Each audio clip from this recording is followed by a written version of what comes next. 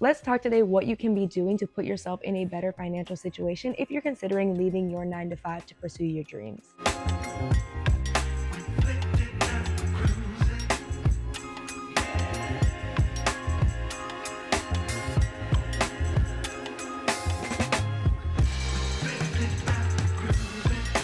Welcome back to my channel. If you're new here, it is your girl Jordan of Little Miss JB Style, your pear-shaped shorty, style guru, full-time content creator. Now, if you have not seen that video on me quitting my job, go ahead and give that a watch. And like I said in that video, I will be doing a bi-weekly update, but I didn't want these to just be me kind of rambling at the camera. I wanted to make sure that these are going to be useful to you as well, especially if you are someone who is trying to leave your 9 to 5, you really want to pursue your dreams. And you not only need some motivation and some inspiration, but some guidance as well, things you can be doing. So I really wanted to share because this is a question I get all the time. Like, how do I get like you? How do I get debt free? How do I stack my coins? How do I live this life? How do I afford a loft? How do I afford to travel? How do I afford my car and the lifestyle, the overpriced lattes, all of that stuff?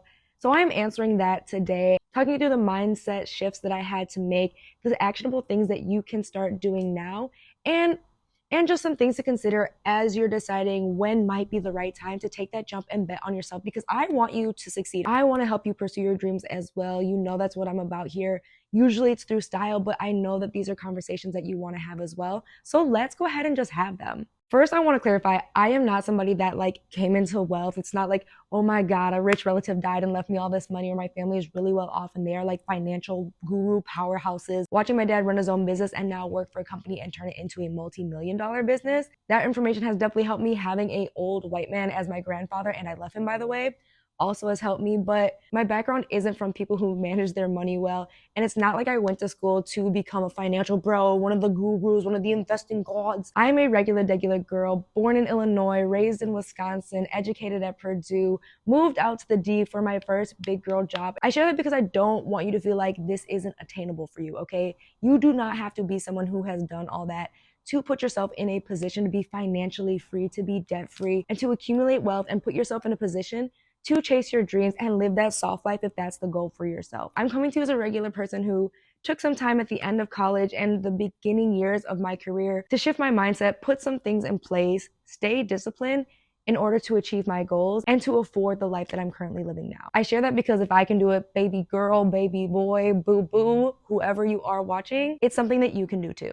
If you're somebody who is wanting to pursue your passion, you've probably heard the traditional advice of work your 9 to 5 to fund your 5 to 9 until your 5 to 9 can take over your day job, and then you can leave your day job, right?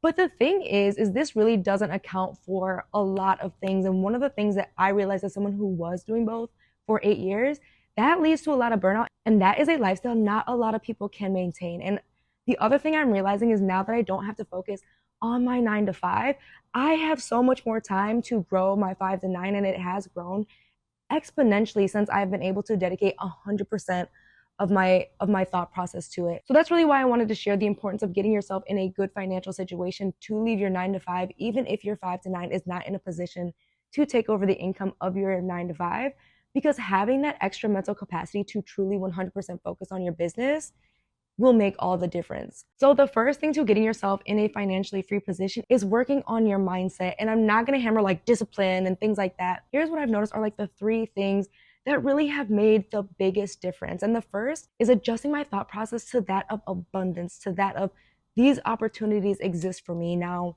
I mentioned my grandfather in the beginning, and this is important because he is an old white man. And we all know that old white men have what? The audacity, okay? And when I tell you, that has blessed me in a lot of ways. So from a very early point, he was exposing me to a lot of things, showing me women in engineering, the life that he has and that he's attained through working hard in his engineering career. And that is important. It's so important that you see the opportunities that are out there for you and that you believe it. That is why manifestation is so powerful, because a lot of people just don't even see things as an option for themselves, and so they miss out. So one of the very first things that really, really helped me to start doing this more is journaling. I do have an abundance journal. I do have a gratefulness journal because that helps me to stay in that mindset, to stay in that frequency of I am attracting opportunities. Here are all the amazing things that have happened for me. Here is what is available to me and the things that I can see for myself in the future. And here's the thing, I actually do struggle to visualize. When I close my eyes and I paint a picture, I'm better at recalling an image than actually making something up in my mind, if that makes sense. So for me, mood boards were really, really powerful as well, because then it gave me a way to visualize myself in these positions. So if you're somebody who like really struggles to just close your eyes and envision something, create a mood board, because that will give you something to reference as you're trying to visualize and do that for yourself. So the second thing, another huge shift that you really need to make, is that everything can be learned, and you have the capability to adapt and learn if you want to. So many people go, oh, I'm lazy, oh, I'm not disciplined, oh, I can't. Those are all skills that you can learn. You can learn to be consistent. You can learn to be disciplined. You can learn how to save money. You can learn how to make money. You can learn how to run a business. Every single thing is a skill that you can learn. And that brings me to the third thing that is super important with your mindset shift, and that is self-awareness. I am realizing a lot of people think that self-awareness is understanding what they did in the day. Like, oh, I woke up. Oh, I had breakfast. Oh, I did this, this, and this. That is just like the surface level of self-awareness. Like, true self-awareness is not only understanding that, like, what you did, why you did it, how you felt doing it, and if it's something you want to continue doing. Like, the reason that this is so important is it's going to help you with a lot of the next steps in becoming financially free. You have to have a level of honesty with yourself. I'm trying to figure out the best way to say this. You need to know what you're good at. You need to know what you're bad at. And understanding what you're bad at and why you're bad at it will help you to put systems in place for you to make those improvements and learn those skills that you want to learn, whether that's being disciplined, whether that's saving money, running your business.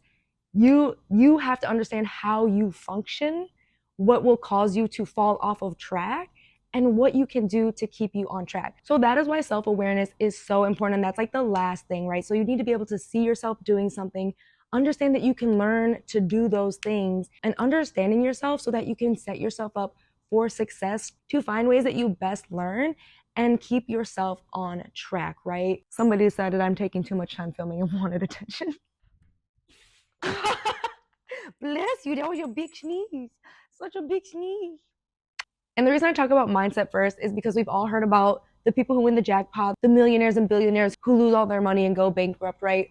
Your mindset is going to make or break your relationship with money. And that is why that is the most important thing that I wanted to start with, because without the right mindset, it doesn't matter how much money you have, because you're either going to waste it or you're still going to play scared and not make that jump to chase your dreams. Let's get into some of the things that I did that you can also do to help put yourself in a good financial situation so that you can leave your job to pursue your dream. So the first thing you're gonna do, if you haven't already, is to set up a budget. I actually have a video from my very early days when I was like, hey, I'm transitioning from like college into the real world. Here are some skills that people did not teach me. So I actually do have a budgeting video, and that Excel spreadsheet is something I still use to this day. It is very simple.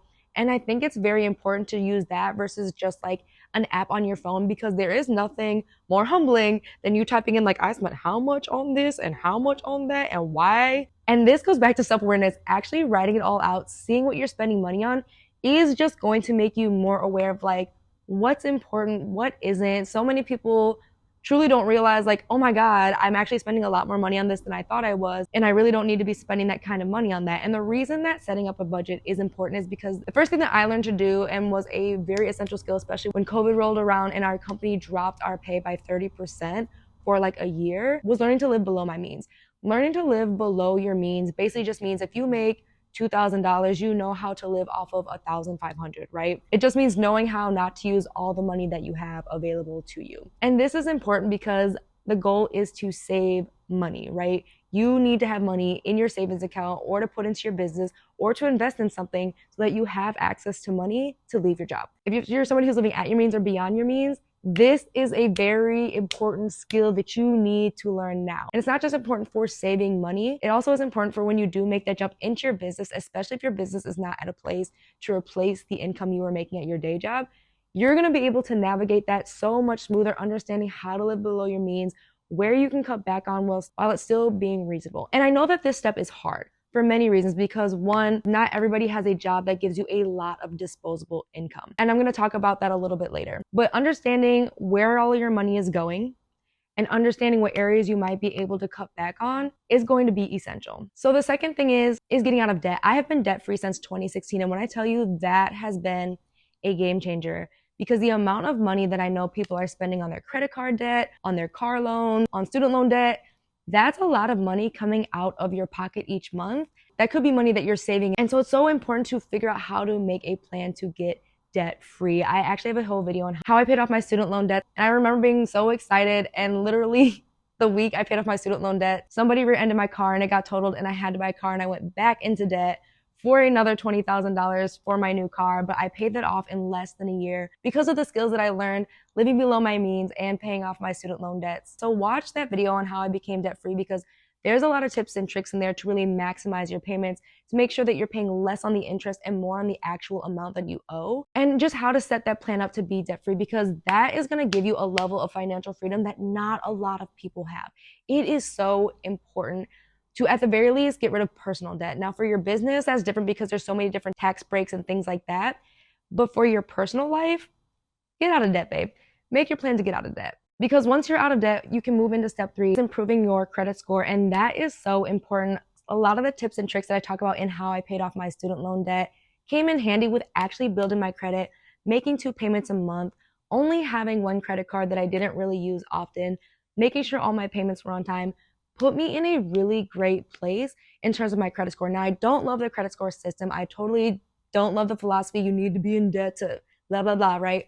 But having good credit opens a lot of doors, especially if you are trying to move into business, right? Having business credit and things like that opens doors, okay? Like, you are going to be able to get a lot more capital and loans and things like that for your business if your credit score is good. So after you've paid off your debt, focus on your credit score, make sure it's in a good position, because again, there's just so many doors that will open for you. So once you're debt free, you're gonna obviously see that you have a lot more disposable income, and your first thought might be like, get the bigger apartment, buy the other things. Don't do that.